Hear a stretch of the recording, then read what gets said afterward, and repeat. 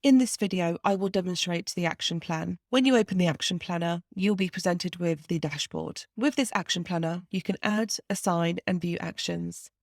Careview offers a unique way of tracking and managing your tasks. You can filter to show actions assigned to you or by categories such as estates, audit, OT, team leaders, or view all of the actions for the entire service, depending on your role. You have a single display of actions which are not started, in progress, or recently completed. You can also see the status of the action to check if it's on schedule or overdue. In addition, you can add a timestamp comment and update to the action by simply double-clicking where you will be presented with more information and history on the action itself. And here you will also see the activity log, which shows comments made by staff members. You can also add attachments to act as evidence. What's more, you can add actions on any page of Careview. For example, you might be in the middle of writing a care plan and realise you have to do something. You can do this with a simple click and the action will feed through to the action planner. Any actions generated from using Careview's audit software will also pull through. This action planner has been designed so organisations can view all of the actions related to a service in one single platform. And as specified before, it has the ability to filter by department so you don't have any unrelated actions on your dashboard.